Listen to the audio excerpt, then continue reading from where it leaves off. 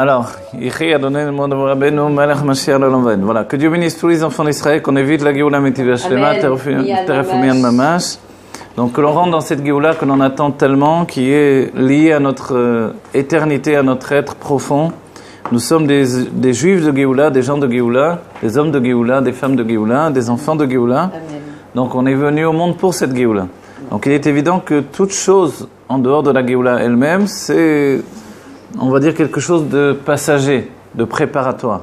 Mais en même temps, on doit prendre conscience que le monde matériel lui-même a une force particulière aujourd'hui. Il se dévoile très ouvertement dans notre conscience comme le vêtement de l'essence de Dieu. Okay. Donc on n'est pas dans un monde étranger comme auparavant. De là, on comprend mieux le fait qu'on ne fasse plus le travail de Hitkafia, on ne se prive plus du monde, de la nourriture, de ci, de là. On est dans le monde jusqu'au cou. Dans une autre époque, être dans le monde jusqu'au cou, ça équivalait au fait de ne pas l'avod et Hachem, de ne pas être un serviteur de Dieu. Aujourd'hui, c'est comme ça que l'on doit servir Dieu. Et sur ce point-là, on est une génération unique qui n'a jamais existé. Et c'est cette grandeur qu'il y avait dans Yosef Hatzadik, que le Rabbi nous a désigné comme un héritage de chacun d'entre nous. On est comme Yosef, au cœur de l'Égypte, et qui ne doit pas finalement aujourd'hui quitter l'Égypte, fuir l'Égypte, mais transformer l'Égypte en Géoula. Voilà. Donc la Gola se transforme en Géoula, c'est le message éternel du Rabbi que l'on a mis tellement longtemps à comprendre et à intégrer dans nos consciences. Et c'est pour ça qu'il y a une nécessité de transformer nos vies en des vies de Géoula. Voilà. On ne doit plus attendre le bonheur, on doit le provoquer, on doit prendre sur nous d'être des juifs de Géoula aujourd'hui immédiatement. Ça veut dire dans nos vies, dans nos familles, avec nos enfants, avec nos amis, avec tout. Voilà. De ce fait-là également, Dieu doit élargir les kélim de notre compréhension. Nous-mêmes, nous devons, par la conscience que nous sommes Dieu, comme dirait une certaine élève, et que tout est Dieu. Alors forcément, on doit prendre conscience que, à Kol Magiali, comme a dit le Rabbi, tout nous revient, et tout est pour nous. Et on va se dire, et pourquoi en attendant ça ne s'est pas fait immédiatement, puisque ça a été annoncé depuis tellement longtemps, donc 27 ans. 27 ans. Voilà, ou plus en vérité, puisqu'il y a des sirotes qui ont précédé où les choses avaient déjà été dites en réalité. Ouais. Toute la force de Dagesh, c'était dans les Nounim, les années 90, 91, 92 du Rabbi. À partir de ce moment-là, tout s'est, on va dire, accéléré. L'accélération, elle entraîne vers notre situation aujourd'hui. Et aujourd'hui, puisque on se prépare à tout Béav, ce soir on rentre dans tout Béav. En réalité, on doit savoir que tout Béav, c'est lié au dévoilement. Voilà, on va donner les enseignements du Rabbi. L'enseignement du Rabbi est simple. Tachlit a yerida, letzorer alia. La chute est là pour entraîner l'élévation. Et plus la chute est profonde, et plus l'élévation qui va venir ensuite est élevée. Si bien que quand nous avons la faute du veau d'or, ensuite il y a Yom Kippur, mais lorsque nous avons Tisha B'Av, qui est le pire moment de notre calendrier juif, puisque ça commence avec les Meraglim, donc tous ces juifs qui ont critiqué l'idée de rentrer en Eretz Israël, alors que c'était la finalité. La finalité, ce n'est pas un monde spirituel, c'est le monde de la matière. Et si Eretz Israël est particulière, c'est qu'elle nous confronte avec le monde de la matière. Mais au sein de la matière, on découvre justement en Eretz Israël que c'est une matière de Géoula. Que Dieu se trouve dans ce monde, il n'a pas quitté ce monde, il n'a pas abandonné ce monde. Et le monde dans lequel nous vivons, c'est un monde de Géoula, Metiv Hashlema. Voilà. Et ça, c'est ressenti dans Eretz Israël aujourd'hui. Et c'est de cette manière-là que ça va se répandre dans le monde entier, pour faire que le monde entier soit Eretz Israël, que le monde entier soit coloré de cette couleur-là merveilleuse qui est la couleur de la Géoula, soit illuminé de la lumière de la Géoula. Donc en fait, nous, chacun d'entre nous aujourd'hui, on a une mission unique. Les Kabel Pnei Mashiach Tzidkenu. Dans d'autres termes, débrouillez-vous comme vous voulez, vous devez recevoir la face du Mashiach immédiatement. Pourquoi la face ? Parce qu'il faut le vouloir. C'est panim el panim, face à face avec Dieu. 2, parce que il faut comprendre qu'il faut l'intégrer dans l'intellect. La face, c'est l'intellect. Et le travail qui a été donné à notre génération en particulier, c'est le travail de prendre possession des terres qui sont au-delà du Yarden, du Jourdain. Ce sont les terres de Kini, Kniziv et Kadmoni. Les dernières parachutes, on en a parlé longuement, énormément, que ce soit dans le texte du Rashi, du Chumash évidemment, et puis même dans le Dvar Malchut évidemment. Donc on se rend compte que précisément ces terres-là, elles peuvent s'étendre jusque également à Damesek, comme on dit. On peut s'étendre, comme le Rabbi avait demandé à la guerre des 6 jours, de prendre possession de toutes les frontières qui étaient les frontières les plus lointaines en réalité, pour assurer la sécurité de Eretz Israël. Voilà. D'aller jusqu'à Damas, aujourd'hui ça s'appelle Damas, de prendre possession de Damas et de là-bas d'être sûr que nous possédons bien la terre que Dieu nous a donnée. Dans l'état d'esprit du monde, c'était une question stratégique. Dans l'état d'esprit de la Torah, c'était prendre possession de l'intellect également. Voilà. Prendre possession de l'intellect, c'est ce qui sauve nos sentiments, donc ce qui sauve Eretz Israël, dans laquelle se trouve le dévoilement de l'âme animale, laquelle finalement est morcelée et il y a plusieurs mots en français qu'on peut donner, taraudée, elle est entraînée par tout ce qui peut être le mal également, et c'est là notre difficulté au quotidien. L'âme animale ne choisit pas entre le bien et le mal, elle choisit entre l'intensité et le manque d'intensité, entre la vie qu'elle connaît, une vie de vitalité, et une vie qui est plutôt une vie de tranquillité. Elle ne veut pas de cette vie de tranquillité, d'endormitude, entre guillemets, cette vie où on dort, ou cette vie où finalement, parce qu'on est religieux, on n'est pas capable d'être vivant dans notre Avodat Hashem. Comme le Rabbi nous a dit, le dernier exil duquel on doit s'affranchir, c'est l'exil de Torah et Mitzvot. C'est-à-dire qu'on doit avoir une Géoula au sein même de Torah et Mitzvot. Le fait que nous ne soyons pas totalement heureux, totalement passionnés dans notre prière, dans nos Mitzvot au quotidien, ça c'est l'exil de la Shrina le plus profond, le plus puissant, et on comprend bien que c'est quelque chose de pnimi, d'intérieur. Ça ne touche pas le côté extérieur des choses. Tout est caché, les méadrines, tout va bien, on fait tout ce qu'il faut, mais malgré ce, notre esprit n'est pas là. Notre cœur n'est pas là, donc en fait, il faut vraiment éveiller, entraîner notre âme animale dans cette aventure-là pour nous donner de vivre intensément l'Avodat Hashem. Voilà. De comprendre que quand nous allons prier, ça doit être un enflammement pour Dieu, que l'étude, c'est quelque chose une passion. Une passion, une union avec Dieu sans précédent. Et tout ça, c'est seulement de cette manière-là, finalement, que l'on peut transfigurer l'âme animale. On lui donne une structure dans Torah et Mitzvot qui la rassasie de vitalité. Elle veut cette otzma, cette essence, quintessence de la vie. Autrement, elle ira le chercher dans le passé, dans l'enfance, la petite enfance, et peut-être même dans les vies précédentes, histoire de nous gâcher un peu la vie au présent et de nous faire tomber dans un niveau d'intensité autre, l'intensité des forces du mal. Alors, on n'a pas le choix. Il faut se sortir de tout ce qui nous a enfermés dans le mal, c'est-à-dire les mauvais souvenirs, c'est-à-dire les mauvaises impressions, c'est-à-dire tout ce qui nous a enchaînés à des familles, à des générations, à des problèmes psychologiques infinis ou définis même.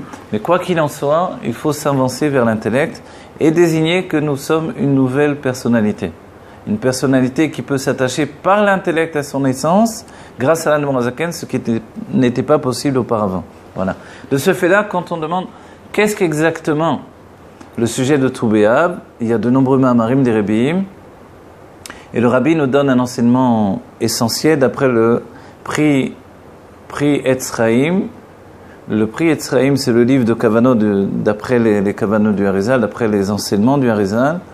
Et là-bas, il est rapporté que Tou B'Av, sa particularité, c'est le dévoilement.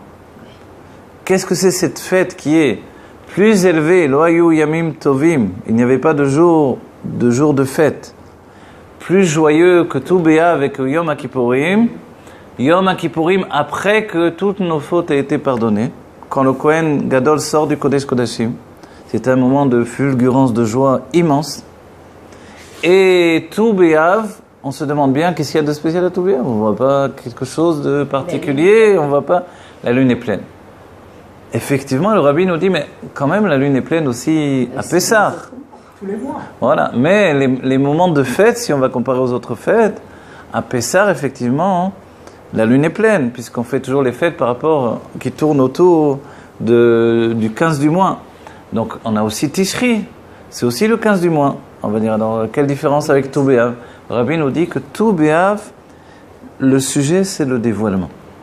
C'est parce que... Ça dévoile le 9 Av, en fait. D'une certaine manière, oui. Yud, Tet Kislev et tout Béav ont une puissance particulière dévoiler ce qui est déjà là, l'essence de Dieu. Voilà. En vérité, ça dévoile le 9 Av. Voilà, alors voilà, c'est ce que le Rabbi dit. C'est-à-dire que la grandeur de tout Béav se trouve déjà, du 15 du mois d'Av, se trouve déjà dans le 9 du mois de Av.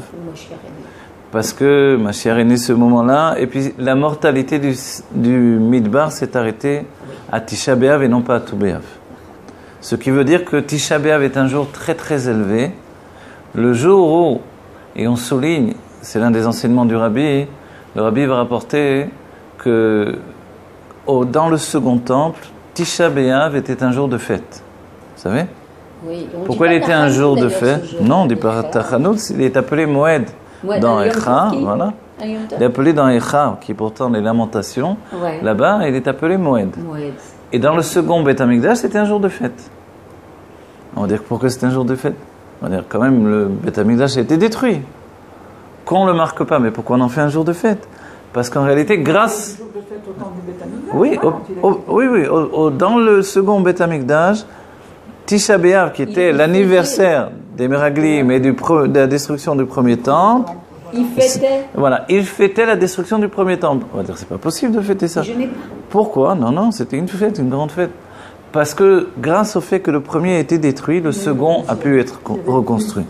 Et c'est dans cet état d'esprit que l'on doit vivre. Exactement. C'est l'histoire, al-menal livnot bimkomo, on détruit pour reconstruire. Limkomo, bimkomo.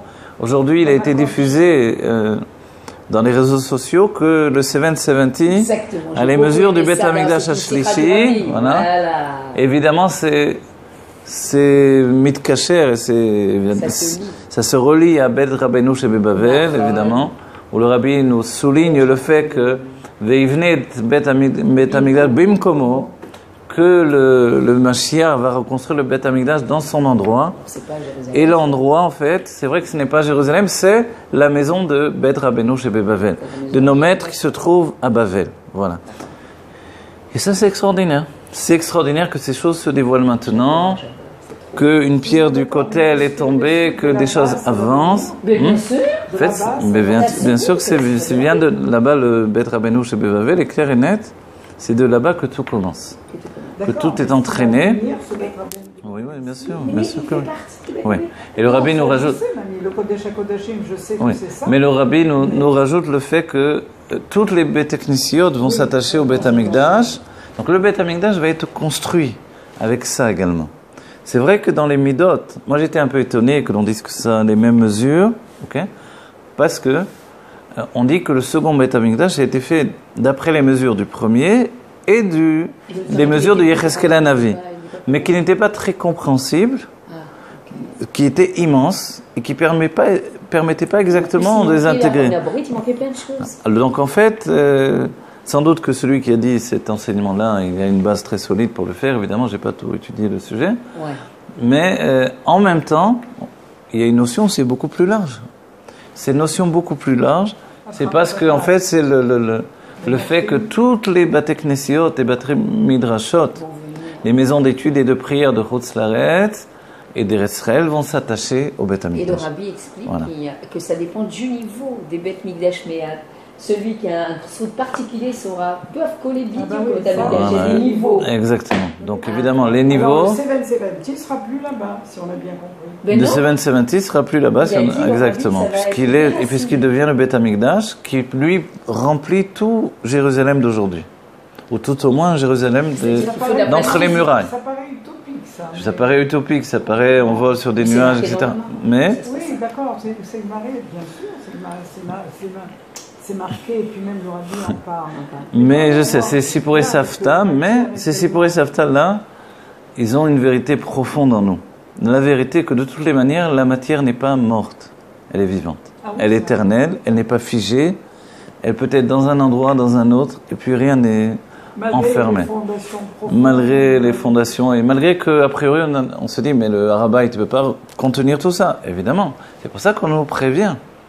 que Jérusalem sera le Beth Amikdash. Voilà, parce donc qu'il faut la place physique, il va falloir mettre tout ça. Donc on comprend mieux la chose. Et Eretz Israël, donc, ce sera donc Jérusalem va se répandre sur Eretz Israël, donc elle deviendra Jérusalem. Voilà, Nathéna Jérusalem. Jérusalem au bord de mer, Jérusalem dans le désert du Negev. Voilà. C'est ça. Voilà.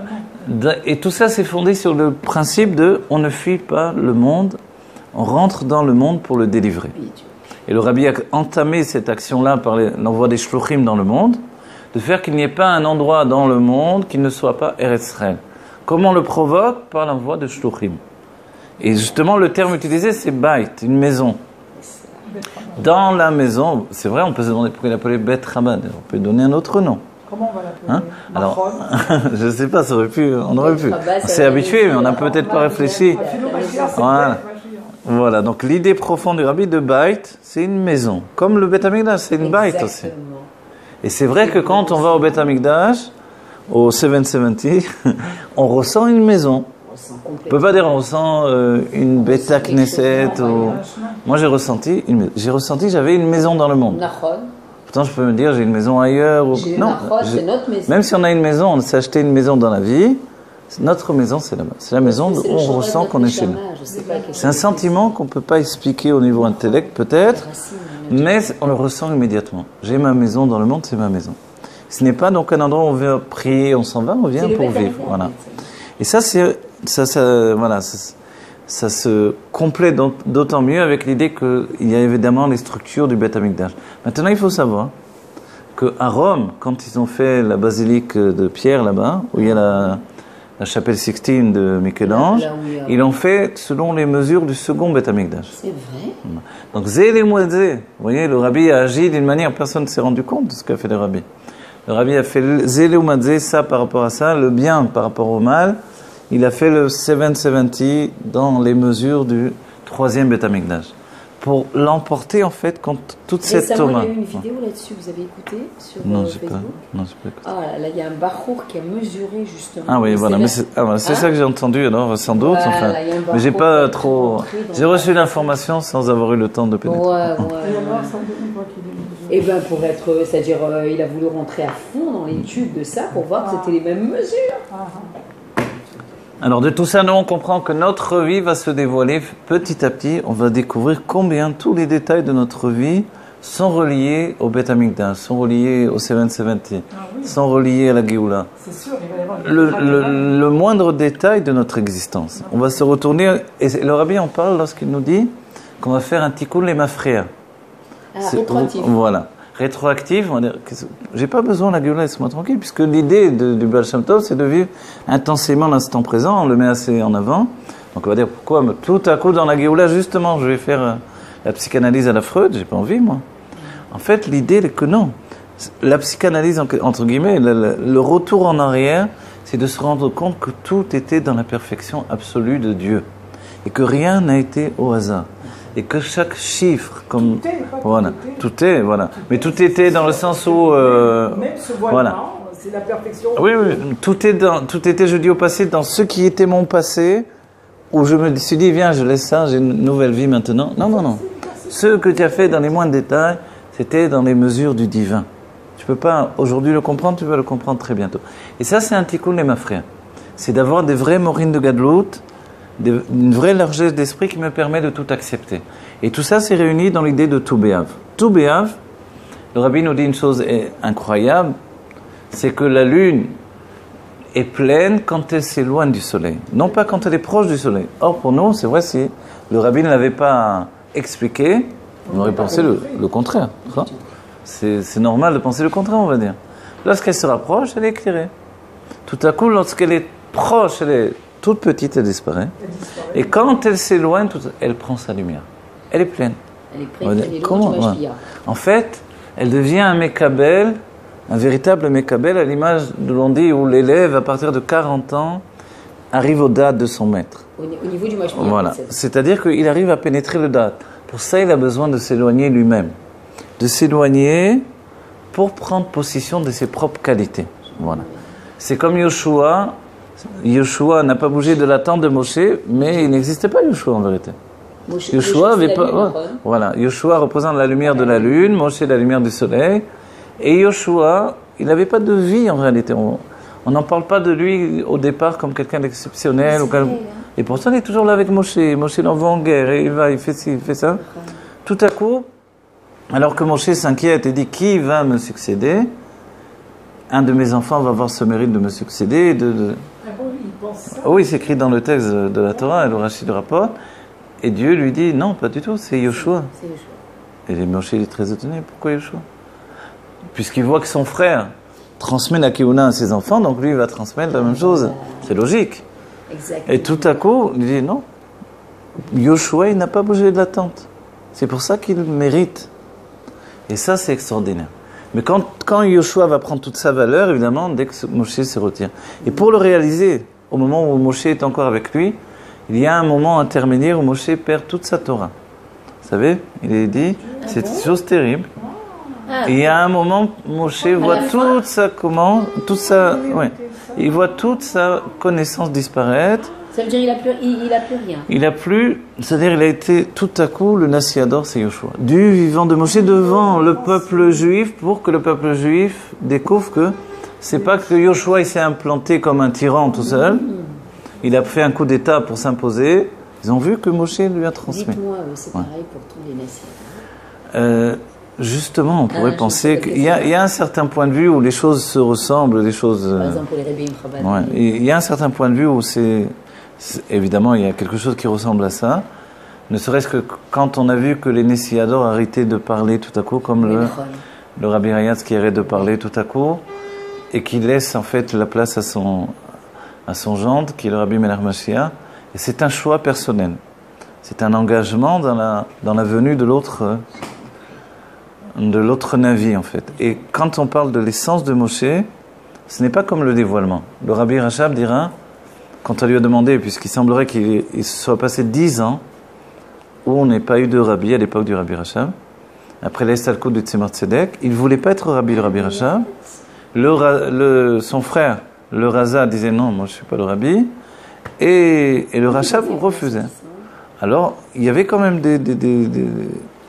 le Raza donnait des brachot et des directions matérielles, puisqu'il a dit, du temps où mon père descendait et montait de la gala, de son carrosse, il s'appuyait sur moi, physiquement. Le Raza, ouais, c'est le frère du Rabbi Rachab. Le frère. Et son père, le Rabbi Moharaj, quand il était malade et il montait de la gala, il descendait, il s'appuyait sur son fils, il leur a dit, j'ai vu qu'on peut s'appuyer sur moi au niveau physique, au niveau du monde matériel. Au niveau du monde spirituel, allez voir mon frère, le Rabbi Rachab. Voilà. Et en fait, le Rabbi Rachab disait, je ne veux pas être rabbi parce que sinon je vais montrer qu'être un rabbi, c'est du dévoilement et non pas de l'essence. Et c'est ça en fait. L'idée même de l'huile, c'est la transmission de l'essence. Et c'est toute la différence. On ne transmet pas un dévoilement divin, on transmet l'essence de Dieu. C'est ça le rôle voilà. des rabbins. Ce que Moshe a obtenu lorsqu'il est rentré dans Paro, c'est ce qu'il transmet, de rabbi en rabbi. C'est-à-dire la définition que le rabbi a donnée, qui a été entamée par le Rabbi Rayatz, Atzmut u'Ma'ut betor-guf, l'essence de Dieu dans un corps, c'est ça un rabbi. Voilà. De manière dévoilée. Ce que nous devons atteindre chacun d'entre nous. Puisqu'il est dans cet état-là pour qu'on le devienne nous aussi. Donc en fait, cette transmission de l'essence, c'est ce qu'a dit le Rabbi Rachab. Et dans sa nava véritable, puisque l'intellect a une grande humilité, il a dit, je ne peux pas devenir rabbi et montrer que c'est un dévoilement. Mais c'est certain que, voilà, il ne se ressentait pas méritant. Et tous les rabbis sont comme ça, autant que David Ameller. Un vrai rabbi, un vrai roi d'Israël, ne peut pas se sentir méritant, ne peut pas se sentir digne de cette royauté qu'on veut lui donner. Parce qu'on lui transmet l'essence de Dieu. Or, n'oubliez pas, comment je peux avoir l'essence de Dieu et vivre? C'est ce qu'a dit Moshe Rabbeinu. Comment je peux avoir ce dévoilement-là et vivre? Vivre, ça veut dire également vivre avec les autres. Vous voyez? Oui, mais pas forcément vivre à travers les sentiments. Non, alors vivre, vous voyez ce que ça veut dire vivre? Vivre, ça veut dire faire état de dévoilement par rapport aux autres. Pour nous, ce qui nous a l'air difficile pour le rabbi, c'est peut-être, je ne sais pas, de s'occuper de tous les gens, d'accueillir tout le monde aussi. Mais on va dire au niveau fondamental du Rabbi lui-même, c'est d'être un être de communication avec nous qui est difficile pour lui. Comme Moshe Rabbeinu l'avait défini du départ. C'est-à-dire de descendre même à notre niveau. C'est-à-dire de parler tout simplement avec les autres, c'est difficile pour quelqu'un qui est attaché à l'essence de Dieu. Qui est l'essence. Voilà, qui est l'essence. Dévoilé. Donc en fait, comment être l'essence et parler avec des gens qui sont totalement ni dans les dévoilements divins, ni... Il parle à notre essence. Il part en notre essence, mais il le fait par l'intermédiaire des vêtements, des vêtements de notre assimilation en fait des choses. C'est ça la grande... La notion de Beofen Amit Kabel, oui. C'est pour ça que le Rabbi donne des sichot. Il prend vraiment tout le pardès pour toucher tous les juifs. Puisque nous sommes la génération où tous les juifs reviennent aujourd'hui. Ouais. On ne peut pas dire qu'un juif manque à l'appel, on est tous là. Même si c'est une petite partie de l'âme d'un immense juif qui était auparavant, ça fait rien. On est tous là, on est tous revenus pour vivre la Géoula. Donc le Rabbi doit parler à tous les niveaux. Donc c'est pour ça qu'il utilise le pshal, le drash, le sod en dernier lieu, le remez et le sod. Il est à tous les niveaux. Voilà. Et les niveaux les plus élevés de la chassidoute. Parce qu'il doit parler à tous les niveaux de tous les juifs et entraîner tout le monde vers la yechida. Accéder à la yechida, on a besoin de le faire par la chassidoute Chabad. Ouais. Parce que c'est une chassidoute qui s'habille dans nos levushim, dans nos vêtements d'expression, et qui nous transforme au sein même de la réalité. Et ça, c'est extraordinaire. C'est-à-dire l'idée que l'on puisse étudier tout ça au sein de la réalité, c'est une nouveauté absolue. Le Rabbi, l'Admor Hazakel l'a entraîné dans le monde. Tous les Rabbim l'ont descendu 2 niveaux après, l'un après l'autre. Quand vient le Rabbi, c'est le moment de la puissance d'une, je sais pas comment dire, une bombe atomique. C'est la donation, on va dire, il a tout donné. Absolue. Netina. Mais c'est-à-dire, on dit ou mebazbez ou bisbez et taotsarot. Et la suite, vous vous rappelez, dans le Batelegani, lorsque le roi voit qu'il n'a toujours pas remporté la guerre, il se donne lui-même. Voilà. C'est ce que le Rabbi a fait, ce qu'il fait continuellement. Et grâce à ça, nous, on commence à comprendre les choses. Ouais. On croit qu'on comprend tout seul. Ça, c'est les vrais Sipurei Safta. On comprend parce que le Rabbi, voilà, il influe sur nous. Et malgré qu'il nous avait déjà tout donné, on n'y a pas accédé tant que notre vie ne se fait pas une vie qui intègre les enseignements au quotidien. Et ça, c'est ce qui fait de nous un homme nouveau, un être de transformation, mais qui dévoile qu'il possède déjà toute la shlemout, toute la perfection. Donc aujourd'hui, on ne travaille plus pour obtenir une perception présumée. On travaille pour intégrer en fait notre être dans la réalité divine absolue, qui est l'essence de Dieu. Et personne ne l'avait fait jusqu'à présent. Parce que les Juifs travaillaient vers les dévoilements divins, et c'est pour ça qu'il fallait quitter le monde matériel. Mais il semblerait que tout a été fait du bas vers le haut. Maintenant, vraiment, on fait un travail du haut vers le bas. Comme nous, on est vraiment par terre, notre haut vers le bas, c'est vraiment de rentrer dans la terre. Et cette conscience-là nous oblige au quotidien à rentrer dans le monde de la matière. Oui, quelquefois, et ça s'appelle les mata den tachlit. Et c'est dévoilement de dat elion vraiment. C'est-à-dire, on ne sait plus pourquoi on fait les choses, puisque, a priori, tout est terminé. Tu ne sais plus, mais tu continues. Parce qu'en réalité, encore un autre qui s'éveille. On éveille encore une personne, et le monde se remplit de la connaissance de Dieu. Et c'est les kabel pnei masher tzidkenu. C'est-à-dire, on doit prendre sur nous cette mission absolue, qui est la seule mission qui reste, puisque la vodat hashlichut, le travail des émissaires a déjà été fait, grâce à Dieu. La diffusion de la chassidoute a été faite. Le fait de faire, voilà, tir de soir, etc. Les boutons sont déjà tombés depuis longtemps. Ça y est, ils sont tous tombés. Et surtout qu'on voit les boutons tombent. Les birourim sont faits depuis longtemps également. Alors, qu'est-ce qui reste? Il reste les kabel pnei masher tzidkenu par le biais d'avodat hamochin. Voilà, c'est ça. Sans pourtant arrêter toutes les autres choses. En réalité. Voilà, les mochim. Exactement. C'est ça. C'est-à-dire aujourd'hui, on comprend qu'on a besoin et du Dvar Malchut et des Mahamarim. Voilà. Si on n'a que le Dvar Malchut, on a le mode d'emploi, mais on n'a pas le langage. En fait. On n'a pas le langage pnimi qui est le cri, le réceptacle pour intégrer l'essence de Dieu. Donc il faut les deux absolument. Dans la base, la chassidoute sur les Mahamarim. Pour intégrer ou pour dévoiler? Pour intégrer, en fait, je me dis. Pour intégrer. Vous savez, parce que malgré qu'on dit le dévoilement, on se rend compte que ce dévoilement, ce dévoilement, c'est une sorte d'autorisation qu'on se fait à nous-mêmes. On s'autorise à dévoiler ce que l'on possède déjà. Et c'est tout l'enseignement du Rabbi. C'est-à-dire que tout est là, la table est déjà dressée, tout est là, tout est... Il y a une image que le Rabbi donne, il dit c'est comme une porte fermée, mais la clé a été confiée à chacun d'entre nous. Oui, c'est ce qu'il a dit il y a 2 Ouais, semaines. voilà. Il dit Je tous les fais des moyens devants sont dans une moi aussi. boîte, la clé est dans vos mains. Vous croyez que j'étudie pas?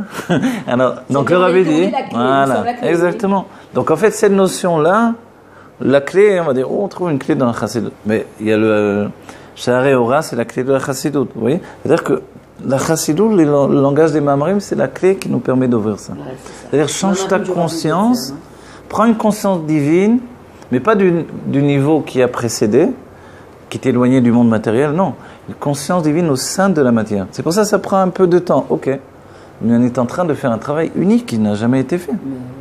On n'est plus en train de nier le monde. C'est-à-dire la volonté de Dieu qui était d'avoir un monde matériel, on n'est plus en train de la nier.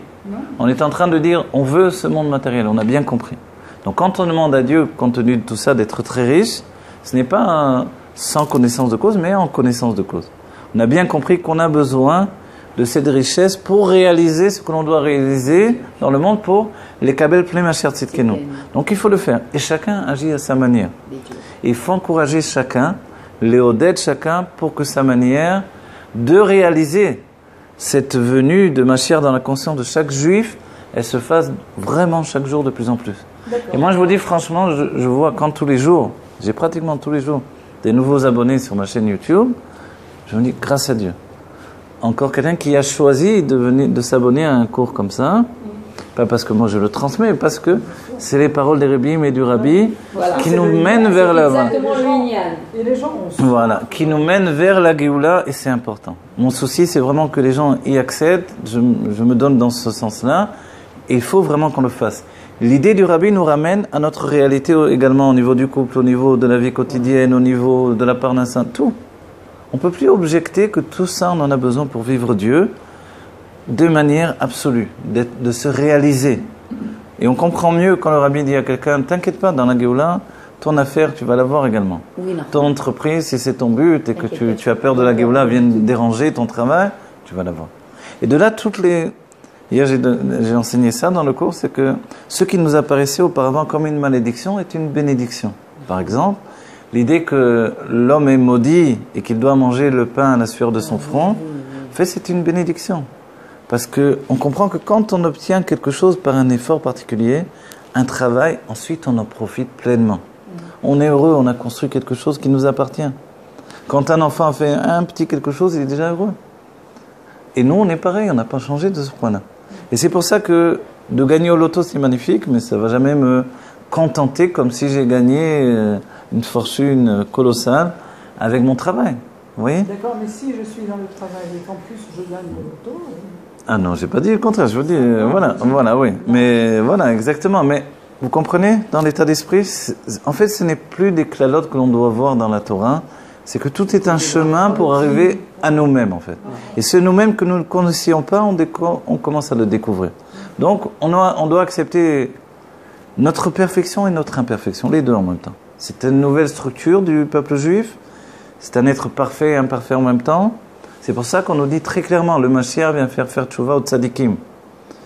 Que ce soit des tzadikim comme dans les siècles précédents, que ce soit nous également. Salam alaikum.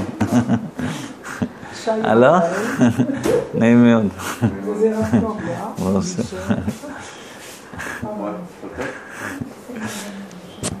Ou que ce soit, alors je continue dans mon lancée. Ça va?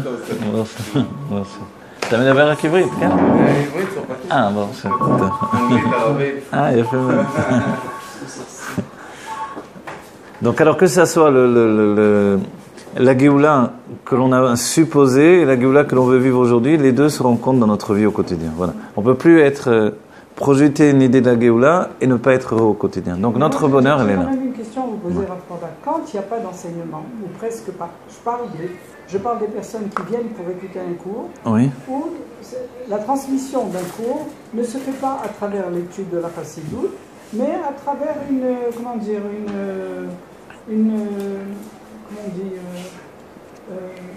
ça veut dire si j'ai fait une étude et j'arrive à une conclusion, à travers une conclusion personnelle d'une personne et qui transmet en disant par exemple, bon, on est Dieu, d'accord ?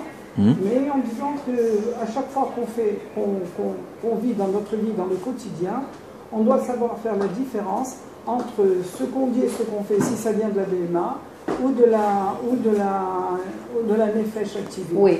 Est-ce que c'est... De la BMA ou de nefesh activée? Oui, parce que des fois, on peut faire des maasim qui viennent du ego, quand même, des fois. Oui, bien sûr. Ça peut, même sous le couvert de la gdoucha. Ah, ok. La nefesh élokite. Élokite ou... Est-ce qu'elle est en dévoilement? Elle n'est pas tellement en dévoilement voilà, dans notre époque. Ok. C'est l'âme animale. C'est pour ça qu'on doit à tout prix l'entraîner dans le service de Dieu. Alors on doit faire ce genre de travail?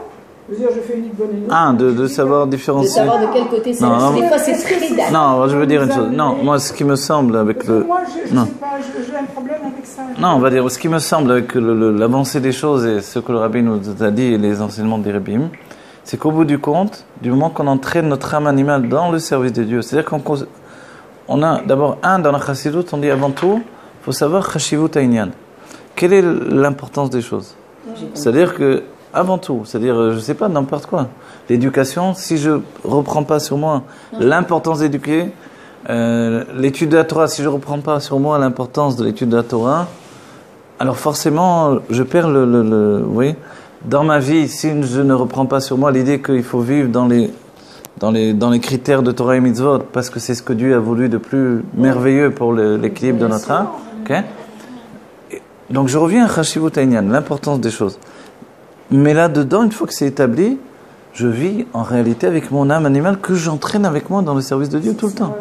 C'est bien qu'au quotidien, elle a compris qu'elle n'a plus intérêt à me détourner de Dieu. Vous voyez? C'est pour ça que, comment vous dire, voilà. Quand je dis aux gens,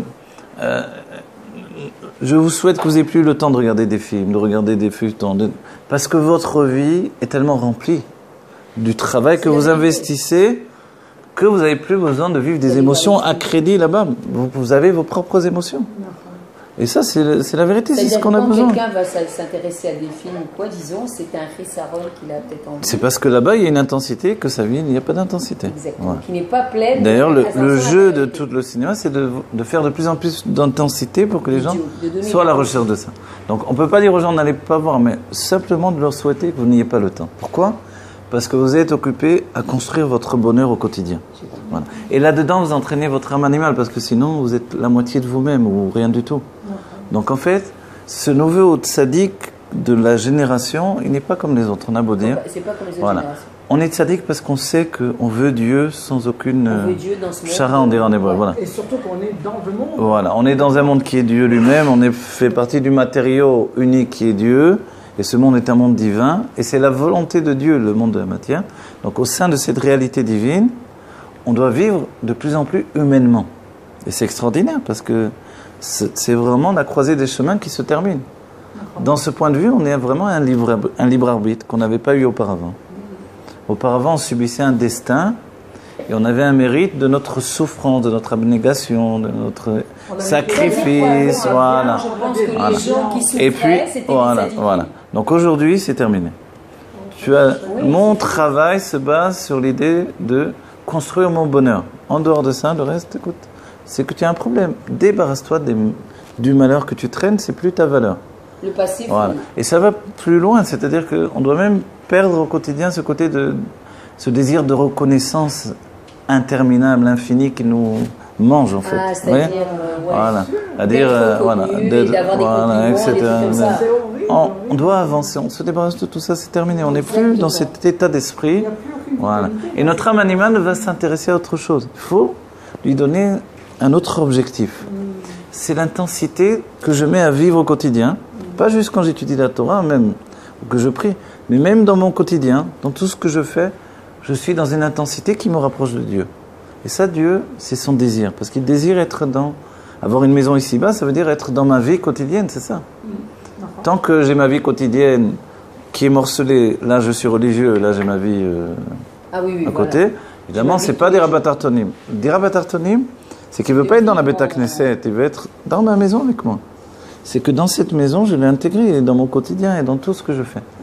Voilà. Et ça, c'est vraiment notre génération uniquement qui fait ce travail-là, parce qu'avant, il n'y avait pas les kelim pour le faire. Exactement. Et par les réseaux sociaux, on est en train de répandre la chose au maximum. Donc il faut plus s'arrêter. Voilà. Mais si on me demande, c'est sûr qu'on vit avec notre âme animale aujourd'hui et notre âme intellectuelle qui devient clé pour le dévoilement de l'âme divine. Mais l'âme intellectuelle n'est pas tout le temps en action. Parce qu'au quotidien, on ne l'utilise pas tout le temps. Ouais, au quotidien, on utilise l'intellect de l'âme animale également. Oui. Oui, qui est très intelligent. C'est pas... Il réfléchit, c'est-à-dire c'est plutôt la logique alors. Quand vous faites par exemple une recette de cuisine, ouais. Vous n'allez pas me dire que c'est l'âme intellectuelle. Non, c'est clair. C'est l'intellect de l'âme animale. Elle veut manger quelque chose de bon, donc elle cherche comment faire. Elle cherche voilà. faire des trucs. Bon, c'est pas c'est moutard. Non, mais attendez maintenant. Quand vous dites, mais je vais faire pour Shabbat, et vous commencez à vous y intéresser pour Shabbat, oui. Ça devient différent, vous comprenez? Vous imaginez, vous êtes un grand chef pour Shabbat, pas pour un restaurant. Ça veut dire que vous avez donné du sérieux à la chose, oui. Et là, je sous-entends même évidemment les hommes ou les femmes qui font vraiment de leur mieux pour que ça soit vraiment... Que ce soit réussi, etc. Voilà. Et cette chose-là, ça rejoint l'idée du rabbi qui faisait le menu du Kinous HaShluchim. C'est le rabbi qui écrit le menu exactement. Wow. C'est fou. Du Kinous HaShluchim. Du Kinous HaShluchim, c'est le rabbi qui écrit tout le menu. Oh, le séminaire des jeunes filles. Ah, mais vraiment, le rabbi prend soin de ce qu'ils vont manger, etc. Et également, le rabbi tient à le faire lui-même. Et même le séminaire des jeunes filles à New York, voilà, c'est le rabbi qui fait le menu aussi. Vous vous rendez compte? Parce que c'est un souci du rabbi. Vous voyez? Un souci du rabbi de rentrer là-dedans.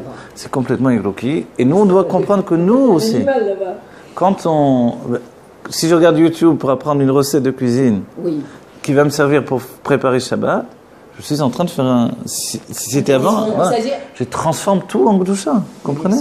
Et ça, c'est extraordinaire. Le monde dans lequel... Donc, j'ai pas fui le monde. J'utilise les kélim du monde, je rentre au sein du monde, mais je dévoile que... Voilà, exactement. Le monde, il aide. Voilà, il aide pour arriver, exactement. Et c'est ça ce que l'on doit obtenir. C'est ça, ce truc. La rencontre avec Dieu de partout, dans tous les chemins. Et vous verrez, les rabbins, le rabbi en parle dans tous les Dvar Malchut, dans tous les Mamarim. C'est très, très important, cette notion-là. Tant qu'on a l'Akdusha et l'autre monde, ça, on n'est pas encore là. Tant que tout est un même c'est ça. bloc, voilà, alors finalement tout devient Dieu. C'est ça la définition. Voilà. Est-ce que ce moment-là, il va falloir attendre ce moment-là pour qu'on dévoile Mashiach, vraiment? Non, je vais vous dire, d'abord ce moment-là, on l'atteint déjà en grande partie. C'est plus que des petites bribes, peut-être qui nous éloignent un petit peu encore de la perfection de ce niveau-là. On est capable de l'atteindre tous déjà complètement, de réaliser ce nouveau tzaddik qui est dans le monde, au sein de la réalité, comme Yosef HaTzadik, et qui pourtant est totalement dans le divin. Vous voyez? Cette conscience qui va, on va dire, permuter, qui va basculer d'un moment à l'autre, elle n'est pas loin de basculer, c'est certain. Le monde lui-même est en transformation. On a vu la pierre du Kotel qui est tombée. Alors, ils ont dit de Yerovam, etc. Tant mieux, mais écoutez, moi je ne connaissais pas avant. C'est d'après le Nar et les Mefarshim du Nar. Ah, d'accord. Donc c'est quelque chose qui tient à vous? Le Nar et les Mefarshim du Nar, bien sûr. Alors, sans doute, bien sûr, on ne raconte pas n'importe quoi quand même. Eh bien, tant mieux, voilà, tant mieux. Quelque chose se passe. Pendant des milliers d'années, ça n'avait pas bougé. Mais qu'elle soit tombée là où les réformistes... Exactement. D'autant plus, bien sûr que oui. Ça démontre que Dieu... Bien sûr, c'est inconcevable. Inconcevable qu'on puisse accepter une chose pareille, bien entendu, c'est certain. Et eux-mêmes, ils doivent faire tchouva et avoir un peu plus peur que... À leur place, j'aurais un avertissement, j'aurais peur de... On ne peut pas défier Dieu parce qu'il est toujours le plus fort de toutes les manières. Parce que profondément, c'est ce que l'on veut nous-mêmes. C'est-à-dire un juif qui rentre dans un shigayon comme ça, une folie comme ça, profondément, il veut s'attacher à Dieu, il ne sait pas comment le faire. Alors il ne sait pas, alors c'est comme ça. En fait, lui-même, il provoque ça, il désire ça, il désire s'attacher à Dieu de manière... C'est incroyable que dans notre génération, il y a des dévoilements d'Hachem, c'est-à-dire quand on a la tête pour regarder ça, les yeux de Mashiach. Alors ça se fait kefim comme ça, ça se fait pas de voilà. Ça se fait d'une manière où c'est tellement spontané, c'est tellement fulgurant que c'est comme des annonces. Ah, il s'est passé ça. Et c'est comme l'annonce du Mashiach qui nous prend... Voilà. Ça a bougé. Ah oui. Donc en fait, tout est subi, il se passe des choses extraordinaires de partout. Oui, c'est vrai. On voit bien qu'on est en route pour la Géoula, et notre vie doit être en route pour la Géoula. Et c'est pour ça que nous, on doit faire partie de ce projet-là, en faisant que notre vie au quotidien, c'est une vie de Géoula. Donc on investit là-dedans. On investit de tout notre être, et on va réussir, et on réussit déjà. Parce que c'est à l'instant présent qu'on réussit. Amen. C'est vrai qu'en chemin, on est fatigué, on tombe, on est à la panique, tout ce qu'on veut. Ok. Il y a un truc qui se passe. On est un peu découragé.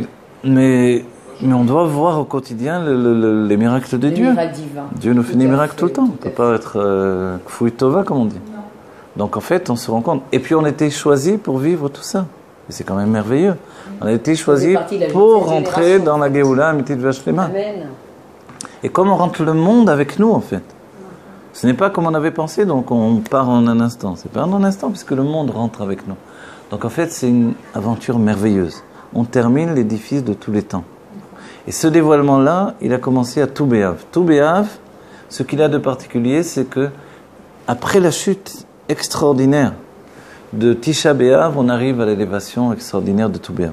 Et Tou B'Av, c'est une fête tellement heureuse et puissante, parce qu'il dévoile que Tisha B'Av, c'était voilà, l'élévation la plus grande. C'est le du couple, parce que Kadosh Baruch Hu Knesset Israël, voilà, exactement. c'est comme un homme et et c'est relié au couple, parce que notre vie aussi c'est ça, au quotidien, et que le peuple juif c'est ça, et les mondes divins c'est une histoire de couple, et en nous on a un cerveau du côté droit, du côté gauche, et que c'est un couple aussi. Donc le couple avant tout c'est l'individu, il ne faut pas oublier. Donc si ça ne fonctionne pas entre le côté droit et le côté gauche, le côté droit du cerveau il est fainéant, il est froid, humide, le côté gauche est chaud et sec, et il faut que ça fonctionne, il faut qu'il y ait une fusion, une union. Une union beitratchout, qui apporte une nouveauté. Pas une union juste pour qu'on reste vivant, mais cette union qui apporte une nouveauté.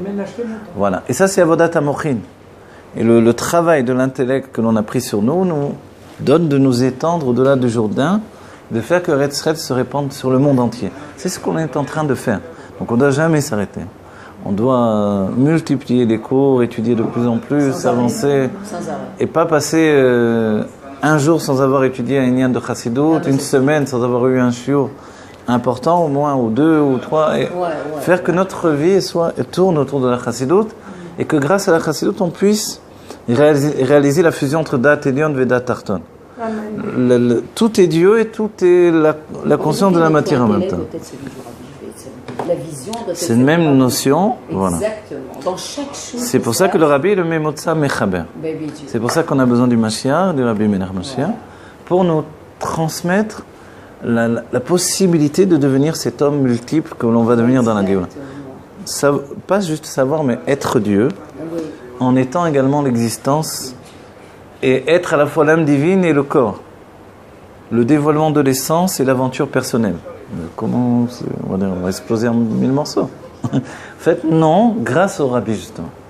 Le Rabbi, c'est cet homme qui passe, qui nous passe et qui passe nos âmes vers la reconstruction d'un nouveau monde. Ce nouveau monde qu'il vit en lui, où tout est là, parce qu'il est déjà. Il est déjà. Voilà. C'est ça le sujet de Moshe. Dans chaque génération, il a nécessité qu'il soit dans chaque génération. Parce qu'autrement, on n'aurait jamais pu y arriver. Il faut être franc avec nous-mêmes. Sans Rabbi, c'est puisque notre pensée s'est forgée par l'esprit du Rabbi. Bon voilà, on va arrêter là pour aujourd'hui. Que Dieu vous bénisse chacune, qu'on ait la Géoula Amitit Vashlema, Teref Umian Mamash, qui est la richesse infinie de l'âme et du corps et spirituel et matériel, et que notre quotidien soit de plus en plus passionnant, qu'on soit de plus en plus riche, de plus en plus heureux, et que chacun se rende compte que si je suis malheureux, c'est à cause de moi et c'est tout, et qu'on ne raconte pas d'histoire. Donc si je veux être heureux, et je suis heureux. Je commence par sourire, et je me bouscule. Voilà. Conviction que ce qu'on a traîné toute la vie, voilà, c'est terminé. C'est rien.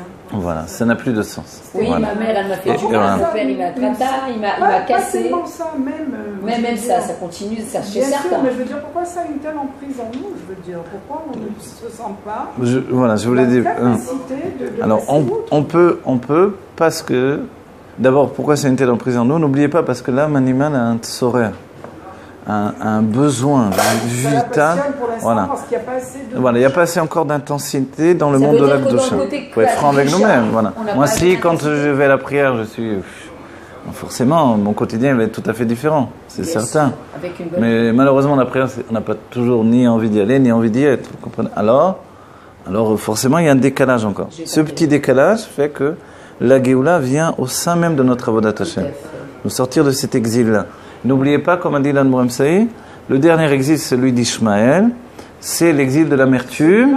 Voilà, l'exil de l'amertume. Donc c'est pour ça que le Rabbi nous a dit, sortez de l'amertume, on termine l'amertume. On est directement dans la joie. Donc tu veux que ta vie soit mieux, souris, sois heureux, provoque le bonheur. Vous dites Voilà. l'exil d'Ishmaël, c'est l'exil d'Édom. Non, c'est l'exil d'Ishmaël, le dernier d'après les Rébbiim, c'est écrit dans le Zohar, ça vient du Zohar. Bon, C'est ce que l'on est en train de vivre aujourd'hui. Le dernier exil, c'est l'exil de Ishmaël, c'est l'exil du champ de l'amertume. Comme ça dit l'Admor Emsaï. Et en fait, ça correspond en fait à cette netlia, cette nature facile à être triste. À rentrer dans l'amertume, et puis on ne fait pas de différenciation entre l'amertume qui peut être un véhicule du service de Dieu, et la tristesse. Le rabbi nous a dit ça suffit, on laisse l'amertume. Vous voyez, le rabbi c'est prémonitoire. Avant même que le monde découvre l'exil de Ishmaël, le rabbi nous a dit on abandonne le travail de l'amertume. On ne peut plus aujourd'hui, il semblerait qu'on n'en ait plus besoin. Et on comprend bien aujourd'hui. Voilà. On ne sait pas exactement ce que c'est. Voilà, donc en fait, nous, on doit être heureux, parce que être heureux, c'est une technique finalement. C'est une technique au quotidien. On met de la musique si on a du mal, on danse, on chante, on fait, et voilà. On se met. C'est une simchat qui voilà. va dépendre de rien. Voilà, simchat chaim. Il faut être chai la chayot, il faut être vivant de manière à vitaliser les autres. Ouais, c'est ça, avoir de la chayout et être sans arrêt. Donc voilà, on remercie le Rabbi Melech Mashiach, on remercie chacun d'entre nous, Aline et tous vos enfants, que vous soyez bénis, que vous ayez beaucoup de bonheur, et vous aussi, Bezrat Hashem, qui est la richesse spirituelle et matérielle, voilà. Que vite on aille au mariage de votre fille et de Knesset Israël d'Akadosh Baruch Hu, tous ensemble réunis et que l'on danse pour... Et le repas sera le repas de Léviathan et de Shiraban. Amen. Le rabbi dit ça y est, tout est pour la Voilà, Séouda. donc il n'y a pas de problème. Vous n'avez même pas à vous soucier de la Séouda, c'est magnifique, non? Madrid, vous serez très riche, ça va être dans 5 minutes, c'est dans 2 secondes. Amen, amen.